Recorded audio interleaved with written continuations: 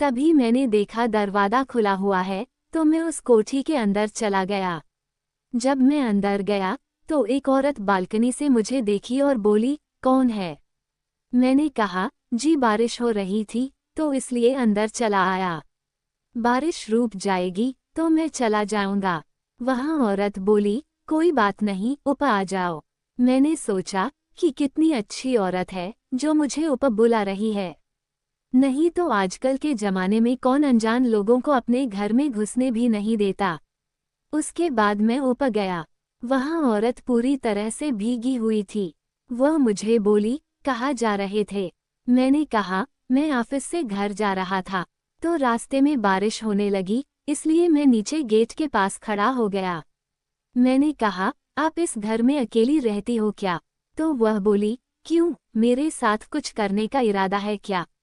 मैंने कहा, आप कैसी बातें कर रही हैं, मैं एक बहुत ही शरीफ लड़का हूँ।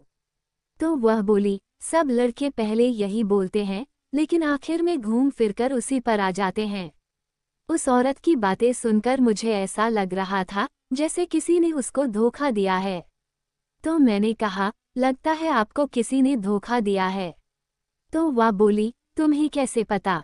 मैंने कहा, मैडम, मैं औरतों की आंखों में देखकर उनके मन की बात पढ़ लेता हूँ। उसके बाद वह मेरे करीब आने लगी। वह बोली, बताओ मेरी आंखों में क्या लिखा है? जब वह मेरे पास आई तो मुझे भी अच्छा लगा और मैं उसकी आंखों में देखने लगा। मैंने कहा, आपकी आंखों में मुझे वह दर्द दिखाई दे रहा है जो किसी आपके बहुत दिल के करीबी इंसान ने दिया है। बातों बातों में हम दोनों भूल गए कि हम दोनों एक दूसरे से पूरी तरह से अनजान हैं। उसके बाद उस औरत ने कहा, मुझे तुमसे और भी जरूरी काम है, और वह मेरा हाथ पकड़ी और अपने कमरे में लेकर चली गई।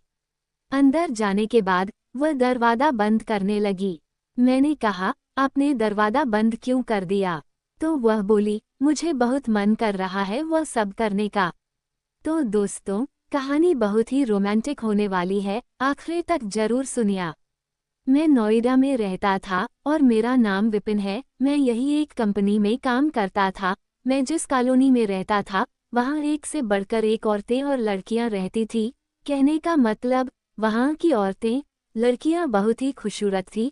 मैं इस कॉलोनी में किराए पर रहता था। मैं सुबह 9 बजे अपने घर से काम पर चला जाता और शाम को 6 बजे वापस आ जाता था। ऐसे ही एक दिन जब मैं काम से वापस आ रहा था तो रास्ते में जोर की बारिश होने लगी। पास में ही एक कोठी थी, तो मैं उसके गेट के अंदर चला गया। जब मैं अंदर गया तो एक औरत बालकनी में खड़ी थी। वह बोली, कौन है? कौन हो तुम? मैंने कहा, आप चिंता मत करो, जैसे ही बारिश धीमी होगी मैं यहाँ से चला जाऊंगा। तभी वह औरत मुझे ऊपर बुलाने लगी। मैं ऊपर गया। वो औरत बोली, तुम यहाँ थोड़ी देर बैठकर चले जाना। मैं वहाँ पर बैठ गया। तभी वह औरत बोली, तुम बैठो, मैं तुम्हारे लिए कॉफ़ी बना कर लाती हूँ। मैंने कहा, इसकी कोई ज़रूरत नहीं है, आप बेवजह परेशान मत हो।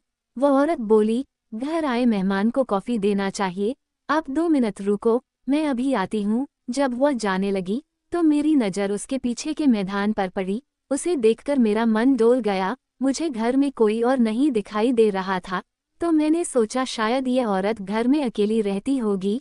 थोड़ी देर बाद वो कॉफ़ी लेकर आई। मैंने कहा, घर में कोई और नहीं है क्या? तो वह बोली, नहीं, इस घर में मैं बिल्कुल अकेली रहती हूँ। मैं काफ़ी पीने लगा। कुछ मिनट बाद मैंने गौर किया कि वो औरत मुझे बार बार देख रही थी। ऐसा लग रहा था जैसे वह मेरे साथ वह सब करना चाहती हूँ। मैंने कहा, आपको इतने बड़े घर में अकेले डर नहीं लगता? तो वह बोली, पहले लगता था, लेकिन अब आदत हो गई है। वह बोली, तुम्हारी शादी हो चुकी है? मैंने कहा, नहीं, अभी नहीं, लेकिन जल्द ही करनी है। तो वह बोली, तुम कहाँ रहते हो? मैंने कहा, बस यही पास की कॉलोनी में रहता हूँ। बात करते करते वो औरत मेरे करीब आ गई। मैंने कहा, आप ये क्या कर रही हो? तो वह बोली, मैं तुम बहुत दिनों से वह सब करने की सोच रही हूँ, लेकिन मेरी पसंद का कोई मिला ही नहीं। उसके बाद मैं जाकर देखने लगा कि बारिश बंद हुई कि नहीं। जैसे ही मैं खड़ा हुआ तो मेरा पैर फिसल गया और मैं नीचे गिर गया। वो औरत मुझे उठाने लगी, तभी अचानक वह भी फिसलकर गिर गई। हम दोनों एक दूसरे के ऊपर गिरे हुए थे। मैं जल्दी से उठा और बोला, मुझे माफ़ कर दीजिए, दरअसल मेरा पैर भीगा था, इसलिए मैं फिसल गया। तो वो औरत बोली, कोई बात नहीं, वैसे मुझे अच्छा लगा। वो मुस्कुराने लगी। मैंने कहा, आपको कहीं लगी तो नहीं? वो बोली, नहीं, नहीं, मैं ठीक हूँ। आज जो कुछ भी मेरे साथ हो रहा था, वो सब मेरे साथ पहली बार हो रहा था और मुझे बहुत अच्छा लग रहा था। तभी वो औरत बोली, अगर मेरी बात मानो तो आज की रात तुम यहीं रुक जाओ, फिर सारी रात मैं तुम्हें जन्नत के नज़ारे दिखाऊंगी। मैंने कहा, मन तो मेरा भी बहुत कर रहा है। तो वह बोली, तुम अपने घर में फ़ोन करके कोई बहाना बना दो कि आज की रात तुम घर नहीं आओगे। मैं बोला, मैं घर पे अकेला रहता हूँ।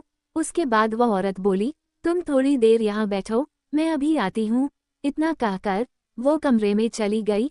मुझे अपनी किस्मत पर ज़रा भी भरोसा नहीं हो रहा था कि आज मैं एक कोठी की मालकिन को अपनी बांसुरी की धुन पर नचाने वाला हूँ। थोड़ी देर के बाद जब वह वापस आई तो उसके हाथ में विस्की की बोतल थी। मैंने कहा, यह क्या है?